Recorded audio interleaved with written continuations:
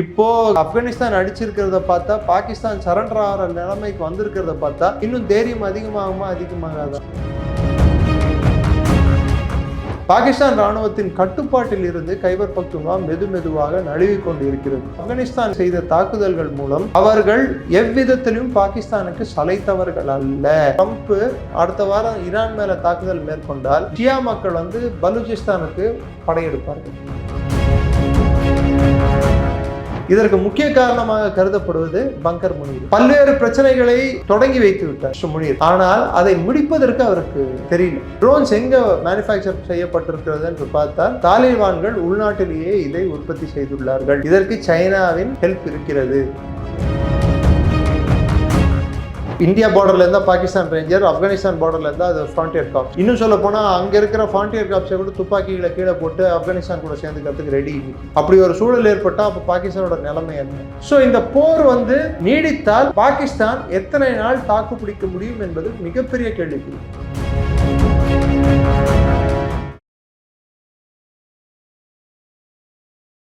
இளைய பாரத நேயர்களுக்கு வணக்கம். இன்றைக்கி நம்ம நேர்காணலில் நம்ம சிறப்பு விருந்தினர் டிஃபென்ஸ் எக்ஸ்பர்ட் நம்ம டாக்டர் நிரஞ்சன் சார் அவர்கள் தான். சார் வணக்கம் சார். வணக்கம், ஜெயஹிந்த். இப்போது ஆப்கானிஸ்தானும் பாகிஸ்தானும் இப்போ சண்டை போட ஆரம்பிச்சிட்டாங்க சார், போய்கிட்டு இருக்கு. இதில் அமெரிக்காவோட பங்கு என்ன சார்? ஏன்னா அவங்கள்ட்ட தான் ஆஷிம் முனீர், சதாத் ஷெரீஃப்லாம் போய் எதா இருந்தாலும் அவங்கள்ட்ட அப்பாட்ட கேட்டு செய்வாங்க. டேடிட்ட இப்போ ரீசெண்டாக போனப்போ கூட ஷாபாஸ் ஷெரீஃப் ட்ரம்ப் சந்திக்கலையே.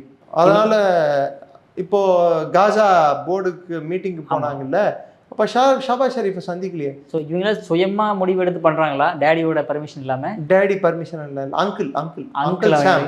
அமெரிக்காவுக்கு பேரே அங்கிள் சாம் தான். It's not daddy Sam, it's uncle Sam. Uncle Sam permission இல்லாமல் தான் பண்ணிட்டு இருக்காங்க. இன்ஃபேக்ட் இன்னும் சொல்ல போனால் இதனால் சவுதி அரேபியாவும் சரி, யுஏஇயும் சரி, கத்தாரும் சரி, துருக்கியே யாரெல்லாம் பாகிஸ்தான் அவர்களுக்கு உற்ற நண்பன், மொத்த இஸ்லாமிய நாடுகளுக்கும் அணுகுண்டு வைத்திருக்கும் ஒரே நாடான பாகிஸ்தான், இஸ்லாமிய குண்டின் பாதுகாவலனான பாகிஸ்தான் இன்னைக்கு பக்கத்தில் இருக்கும் இன்னொரு இஸ்லாமிய நாடே அடி பின்னி எடுக்கும்போது ஒன்றும் பண்ண முடியாமல் முழி பிதுங்கி என்ன செய்ய தெரியாமல், எப்படி இதை அணுக வேண்டும் என்று புரியாமல் ஒவ்வொரு நாட்டுக்கும் ஃபோன் போட்டுட்ருக்காங்க. China is offer to mediate.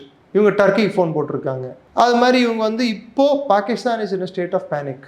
இது 2வது முறை ஒரு வருடத்துக்குள்ளேயே பாகிஸ்தான் ஏர் டிஃபென்ஸ் தாக்கு பிடிக்க முடியாது என்று ப்ரூவ் செய்யப்பட்டுள்ளது. அதுதான் சொன்னேன், குறவழி வரைக்கும் நான் நெருங்கிட்டேன் அப்படின்னு சொன்னதுக்கு காரணம் அதுதான். இஸ்லாமாபாதே நான் அடிக்கணும்னா ராவல்பிண்டி அடிக்கிறது ரொம்ப நேரம் ஆகாது. சரி, வெந்த புண்ணில் வேலையும் பாய்ச்சணும், பட்ட இடத்துலையும் அடிக்கணும் அப்படின்னு சொல்லிட்டு ஆல்ரெடி இந்தியா அடிச்சிருச்சு.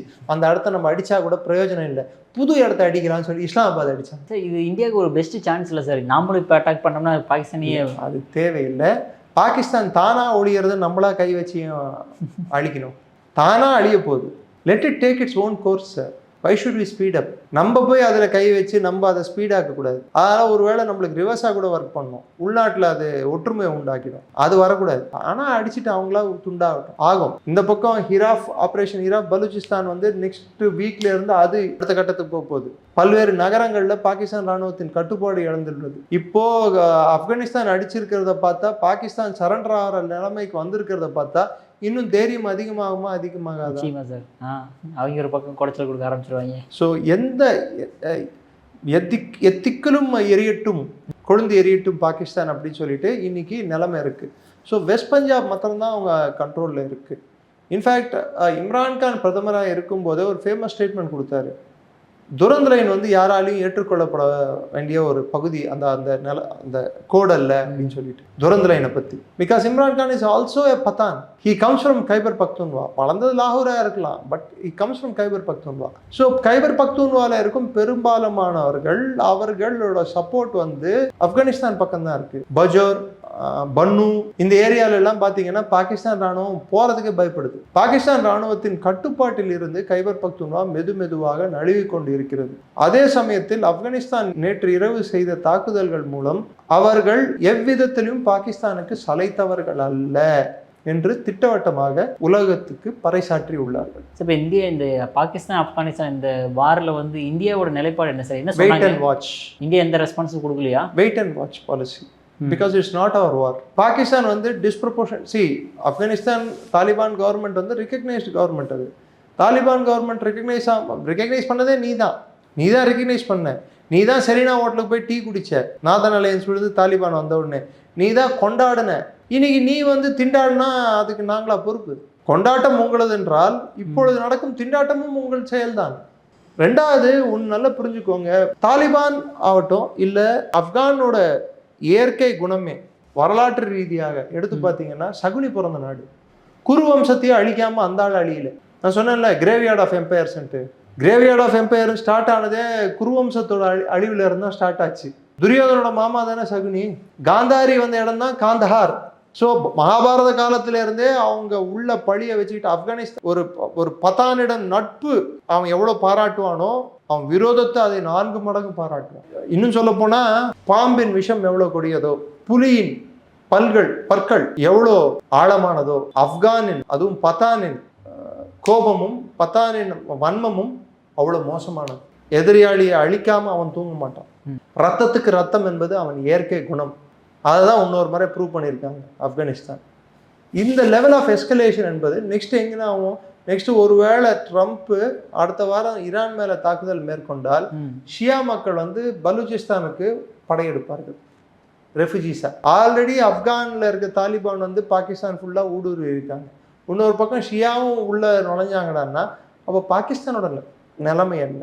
ஆல்ரெடி அவங்க பெரிய பொருளாதார சிக்கல்ல இருக்காங்க. ஸோ இந்த ரெஃப்யூஜிஸ் எப்படி கட்டுப்படுத்துவாங்க, இந்த சைடு தாலிபான் எப்படி கட்டுப்படுத்துவாங்க? ஏன்னா பலூச்சிஸ்தானில் மக்கள் ஜனத்தொகை கம்மி, நிலப்பரப்பு பெருசு. ஸோ அதுக்கு சாத்தியக்கூறு அதிகம், ஈரான்லேருந்து வரதுக்கான சாத்தியக்கூறு அதிகம். ஸோ என்ன நடக்கும்?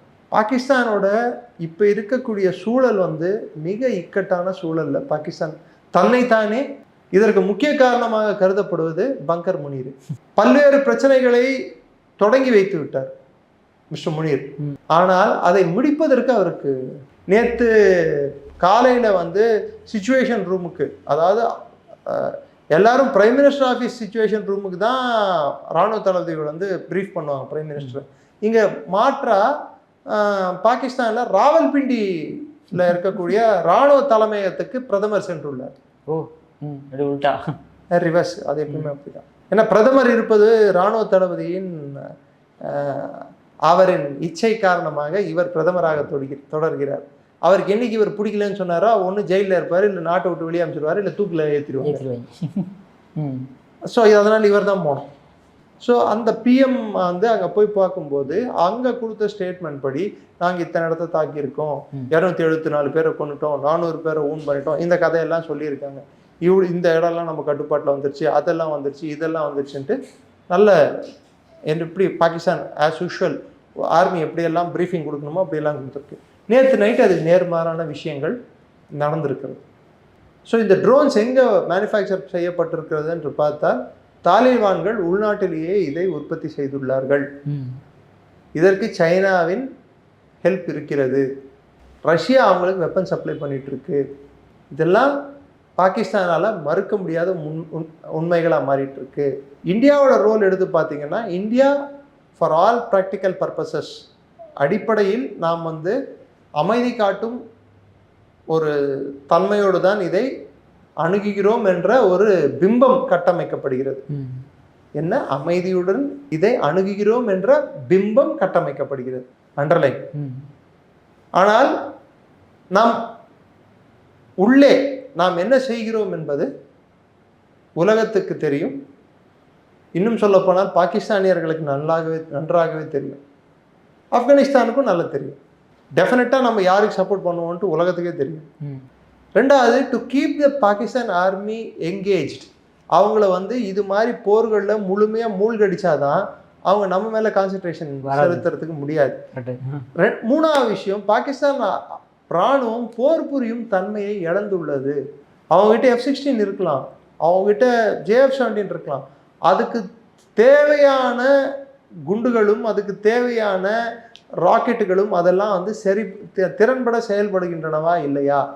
அதுக்கு காரணம் ஆப்கானிஸ்தானும் சைனா கிட்டேருந்து தான் வாங்குது, நான் இல்லைன்னு சொல்ல. அவன் ரஷ்யா கிட்டேருந்து வாங்குறான், அமெரிக்கன் வெப்பன்ஸும் அவங்ககிட்ட இருக்குது, அவன் வந்து டைவர்சிஃபை பண்ணிட்டான். ஆனால் பாகிஸ்தான் கடந்த 7 ஆண்டுகள் எடுத்து பார்த்தீங்கன்னா 81% அவர்களின் இராணுவ கருவிகள் சைனா ஆரிஜின் தான். சிப்ரி ரிப்போர்ட் இது. ஸோ அந்த 81% சைனா ப்ராடக்ட் தான்னா அப்போ எத்தனைக்கு வாரண்டி கேரண்டி இருக்குன்றது உங்கள் பார்வைக்கே நான் விட்டுடுறேன். இந்த போரானது மூண்டுகிட்டே இருந்தால் கைபர் பக்துன்வா மற்றும் அல்லாமல் இது ஆப்கானிஸ்தான் பக்கமும் மூண்டால் பஞ்சாப் வந்து தனிமைப்படுத்தப்படும். ஆசிம் முனீர் ப்ளஸ் காசால நடக்கக்கூடிய பிரச்சனையானது அங்கே Pakistan piece keeping force casualty ஏதாவது ஏற்பட்டால், ஹமாஸுக்கும் அவர்களுக்கும் ஏதோ ஒரு பிரச்சனை ஏற்பட்டால் அதோட பிரதிபலிப்பு பாகிஸ்தானில் இருக்கும். இங்கே இருக்கும் மதம் சார்ந்த கட்சிகள், அடிப்படைவாத இயக்கங்கள் இராணுவத்துக்கு எதிராக திரும்பும், குறிப்பிட்ட ஆசிம் முனீருக்கு எதிராக திரும்பும். ஸோ எதை அவங்க சமாளிக்கணும்ன்ற தெரியாத ஒரு இக்கட்டான சூழலில் பாகிஸ்தான் தன்னைத்தானே ஈடுபடுத்தி கொண்டிருக்கிறது. ஓகே சார், இப்போ வந்து அமெரிக்கா ஆல்ரெடி ஈரானுடைய ப்ராப்ளத்தில் இருக்குது சரிங்களா. இப்போ பாகிஸ்தான் ஈரானும் க்ளோஸ் கண்ட்ரிஸு. இப்போ அமெரிக்கா போய் 2 கண்ட்ரி, பாகிஸ்தான் ஈரானும் க்ளோஸ் இல்லையே, பாகிஸ்தான் ஈரானும் க்ளோஸ் இல்லை. அது மேப்ல பார்டர் சொல்றேன், பலூச்சிஸ்தான் வழியாக பார்டர். பலூச்சிஸ்தான் வழியாக போய் பார்டர். அப்போ அமெரிக்கா போய் இப்போ 2 வயலையுமே போய் நம்ம அதை யூஸ் பண்ணிக்கலாம்ல? எதை யூஸ் பண்ணிக்கலாம்? அவங்க வந்து பலூச்சிஸ்தானுக்கு மாத்திரம் அமெரிக்கா பாஸ்னியை அடிச்சதே அமெரிக்கா வரக்கூடாதுன்னு சொல்லி தான் பலூச் ரெபல்ஸ் வந்து பாஸ்னியை பேஸ் அடிச்சாங்க. கதார் அடிக்கும்போது பாஸ்னியை சேர்த்து அடிச்சாங்க. ஸோ அமெரிக்கா வந்து பலூச்சிஸ்தானில் கால் வச்சுதுன்னா அப்போ ஆப்கான் தாலிபான் வந்து டெஃபினட்டாக பலூச் ரெபல்ஸுக்கு ஹெல்ப் பண்ணுறதை அதிகப்படுத்தும். ஈரானும் ஹெல்ப் பண்ணும். ஏன்னா ஸோ எப்படி பார்த்தாலும் இந்த மொத்த கால்குலேஷனில் பாகிஸ்தான் வந்து தனிமைப்படுத்தப்படும். அவங்க எந்த பக்கம் சாயணும்னு தெரியல. அவங்களுக்கு இன்னைக்கு நண்பர்களும் கம்மியாயிட்டு இருக்காங்க. சேதம் பெருசாக பெருசாக பாகிஸ்தான் என்ன பண்ணுதுறான்னா மற்ற நாடுகளை அணுக ஆரம்பிக்குது. நான் சொன்னேன் பார்த்தீங்களா, இதுக்கு எல்லாத்துக்கும் மையப்புள்ளி என்னன்னு பார்த்தீங்கன்னா பாகிஸ்தானோட அப்சஷன். ஆப்கானிஸ்தான் எங்களோட ஒரு பகுதி தான், எங்களால் ஏற்பட்ட அரசு தானே, நாங்கள் தானே அவங்கள நிறுவனம், எங்ககிட்ட இருந்து ட்ரைனிங் எடுத்துகிட்டு போனாங்க. இப்படி ஒரு அப்சஷன் இருக்கிறதுனால தான் பாகிஸ்தான் இராணுவம் இது மாதிரி பிரச்சனையை ஃபேஸ் பண்ணிட்டு இருக்கு. அவங்க என்ன நினைக்கிறாங்க, ஆப்கானிஸ்தான் சோவியட் இராணுவத்தை தோற்கடித்ததே பாகிஸ்தானால் மட்டும்தான் அப்படின்னு நினைச்சிட்டு இருக்காங்க. இல்லை, அங்க இருக்கிற ஆப்கான் வீரர்களால் தான் சோவியட் இராணுவத்தை தோற்கடிக்க முடிந்ததே தவிர்த்து பாகிஸ்தான் இராணுவம் முழுமையாக அங்கே ஈடுபடவில்லை. ஈடுபட்டிருந்தா அது கதை வேற. அது வந்து it is not a conventional warfare strategy that அப்பையும் சரி இப்பயும் சரி அசிமெட்ரிக் வார்ஃபேர்னு சொல்லுவோம் நாங்கள். அசிமெட்ரிக் வார்ஃபேர்னா hit and run tactics, guerrilla attacks, attrition warfare, இது மாதிரியான சண்டைகளில் தான் அவங்க ஈடுபட்டு இருக்காங்க. 2 பேர் ஒரு நாளைக்கு, ஒருத்தர் ஒரு நாளைக்கு, 3 பேர் ஒரு நாளைக்கு, 4 பேர் ஒரு நாளைக்கு, இது மாதிரி ஒவ்வொரு நாளும் கேஷுவாலிட்டி. இன்னொரு தரவு சொல்கிறேன் உங்களுக்கு, தாலிபான் வந்து பவருக்கு வந்து 2021 இந்த மொத்த கைபர் பக்துன்வா ப்ராவின்ஸ் இந்த பார்டரில் அந்த துரந்த் லைன் ஒட்டின போல பகுதிகளில் மாத்திரம் 5000 பேர் இது வரைக்கும் தாக்குதல்களில் கொல்லப்பட்டிருக்கிறார்கள் கடந்த 5 ஆண்டுகளில். அதில் கிட்டத்தட்ட 3000 பேர் வந்து செக்யூரிட்டி பர்சனல், பாதுகாப்பு படையை சேர்ந்தவர்கள், இராணுவமாகட்டும் இல்லை ஃப்ரான்டியர் காப்ஸ் அப்படின்னு சொல்லிட்டு நம்ம பிஎஸ்எஃப் மாதிரி அவங்களும் வச்சுருக்காங்க ஃப்ரான்டியர் காப்ஸ்ன்னு சொல்லிட்டு. இந்தியா பார்டரில் இருந்தால் பாகிஸ்தான் ரேஞ்சர், ஆப்கானிஸ்தான் பார்டரில் இருந்தால் அது ஃப்ரான்டியர் காப்ஸ். இன்னும் சொல்ல போனால் அங்கே இருக்கிற ஃப்ரான்டியர் காப்ஸை கூட துப்பாக்கிகளை கீழே போட்டு ஆப்கானிஸ்தான் கூட சேர்ந்துக்கிறதுக்கு ரெடி இன்னைக்கு. அப்படி ஒரு சூழல் ஏற்பட்டால் அப்போ பாகிஸ்தானோட நிலைமை என்ன? ஸோ உயிர் சேதங்கள் நான் சொல்றது இது ஸ்டார்ட் ஆகிறதுக்கு முன்னாடி 5000 பேர், இது ஸ்டார்ட் ஆன அப்புறம் இன்னும் உயிர் சேதம் அதிகரிக்குமே தவிர்த்து கம்மியாகாது. ஸோ எப்படி எடுத்து பார்த்தாலும் ஆப்கானிஸ்தானோட ஒரு ஸ்லோகன் இருக்கு, இஸ் தரஃப் பாகிஸ்தான் உஸ் தரஃப் இந்துஸ்தான் கப்சே ஆயா பாகிஸ்தான். அப்படின்னா இந்த பக்கம் ஆப்கானிஸ்தான் அந்த பக்கம் இந்துஸ்தானம், எப்போதுலேருந்துரா வந்தது Pakistan. It's an artificial creation. அதனால தான் சொல்றேன், 47க்கு முன்னாடி ஆப்கானிஸ்தான் இருந்ததுதானே இருந்தது, 47க்கு முன்னாடி இந்தியா இருந்ததுன்னா இருந்தது, பாகிஸ்தான் இல்லையே. அதுதான் பிரச்சனை, அதுதான் பிரச்சனை. அவங்க பாகிஸ்தான் என்ற நிலப்பரப்பை ஏற்றுக்கல. ஸோ பாகிஸ்தான் கட்டுப்பாட்டில் இருக்கும் கைபர் பக்துன்வாவையும் அவர்கள் ஏற்றுக்கொள்ளவில்லை.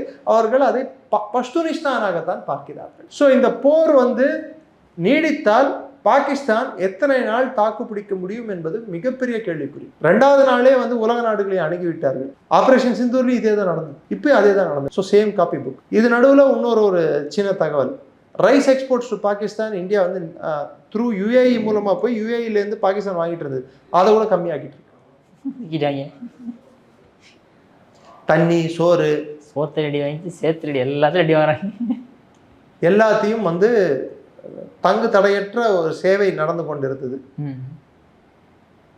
இப்போ கடைசியாக கரெக்டாக ரம்ஜான் மாதம் வரும்போது எதை டைட் பண்ணால் லைனுக்கு வருவாங்கன்னு தெரியும், டைட் பண்ணிட்டாங்க.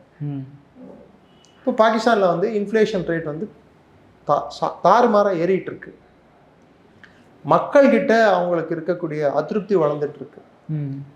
பாகிஸ்தானோட பொருளாதார நிலைமை எடுத்து பார்த்தோம்னா கடந்த 6 ஆண்டுகளில் பாகிஸ்தானின் poverty line, BPL, below poverty line, ஏழ்மை நிலை கோட்டுக்கு கீழே இருக்கும் மக்களின் சதவீதம் 21.5%இலிருந்து 28.6% 28.9% உயர்ந்துள்ளது. கிட்டத்தட்ட 7% உயர்ச்சியை பார்த்து.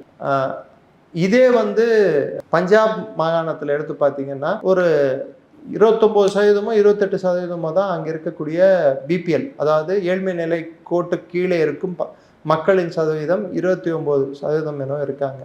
இதே சிந்தில் பார்த்தீங்கன்னா 32%. இதே வந்து கைபர் பக்துன்வால 36%. இதே பலூச்சிஸ்தானில் பார்த்தீங்கன்னா 47%. ஏழ்மை கோட்டுக்கும் கீழே இருக்கும் மக்கள் தொகை. சாமி, half of the people. இப்போ புரியுதா ஏன் எங்க பிரச்சனை இருக்குன்னு சொல்லிட்டு? அந்த கண்ட்ரியை பற்றிலாம் பேச மாட்டானுங்க. இதுதான் பிரச்சனை. ஒரு மாதம் ஒன்றத்துக்கு பாகிஸ்தானோட சராசரி அந்த ஏழ்மை கோட்டுக்கு கீழே இருக்கும் அந்த மக்களின் சராசரி வருமானம் வந்து $93.5. அதை வச்சுட்டு அவங்க உயிர் வாழணும்னா பாகிஸ்தானில் இன்னைக்கு இருக்கிற இன்ஃப்ளேஷன் சராசரியாக 20% மேலே போகுது. ரீட்டைல் இன்ஃப்ளேஷன், அதாவது ஊப்பிங் இன்ஃப்ளேஷன் அப்படின்வாங்க. ஊப்பிங் இன்ஃப்ளேஷனா, கிராலிங் இன்ஃப்ளேஷன், அப்புறமேட்டி so it's whooping inflation. Next galloping, next crying. அவ்வளோ. ஒருப்போ கேலப்பிங் இருந்தது, 40% இருந்தது. இன்னைக்கு ரம்ஜான் மாசத்துல அட்லீஸ்ட் இன்னொரு 5% இன்ஃப்ளேஷன் ஏறக்கூடும்னு சொல்றாங்க. இந்த வாட்டி கிராப் ஃபெயிலியர் நடக்கிறதுக்கான சான்சஸ் இருக்கு பாகிஸ்தான்ல. எத்தனை மில்லியன் மக்கள் வந்து வறுமை கோட்டுக்கும் கீழே இருக்கிறார்கள் என்று பார்த்தால் கிட்டத்தட்ட 70 மில்லியன் பாகிஸ்தானியர்கள் வறுமை கோட்டு கீழே இருக்காங்க. 70 மில்லியன்னா எவ்வளோ தெரியுங்களா? 1 மில்லியன்னா 10 லட்சம் பேர், 7 கோடி மக்கள். 7 கோடி மக்கள். டோட்டல் பாப்புலேஷன் எவ்வளோ சார்? யூபியோட பாப்புலேஷன் தான் கிட்டத்தட்ட பாகிஸ்தானோட பாப்புலேஷன் 25 crores, 25-28 crores இருக்கும். அதே நிலைமை தான் அங்கே நிலவிட்டு இருக்கு. ஸோ அவ்வளோ பேர் வறுமை கோட்டுக்கு கீழே வாடுகிறார்கள். சராசரியாக நான் சொன்னேன்ல 29% பாகிஸ்தானியர்கள் வறுமை கோட்டு கீழே இருக்கிறார்கள். இதில் நகர்ப்புறங்கள் இருக்கும் வறுமை கோட்டு பாப்புலேஷன் வந்து 17%, 17.3 என்னோ வரும். இதே கிராமப்புறங்களில் இருக்கும் வறுமை கோட்டுக்கு கீழே இருக்கிற பாப்புலேஷன் 32%. சராசரி 100 பேரில், அதாவது 1:3, 33%ன்னா 1:3. 3 பேருக்கு ஒருத்தர் வந்து வறுமை கோட்டு கீழே இருக்காங்க ஊர்ப்புறங்கள்ல. இது பாகிஸ்தானோட பொருளாதார நிலைமை இப்படி இருக்கும்போது இது மாதிரி போர்களை அவங்க செஞ்சாங்கடான்னா என்ன மாதிரியான ஏழ்மை அதிகமாயிட்டே கிடைக்கும்.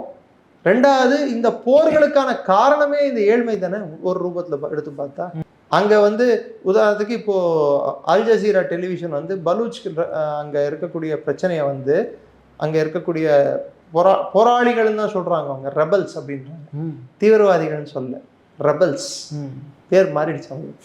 ஸோ கிட்டத்தட்ட பாகிஸ்தான் காலாவதியை எட்டி கொண்டு இருக்கிறது.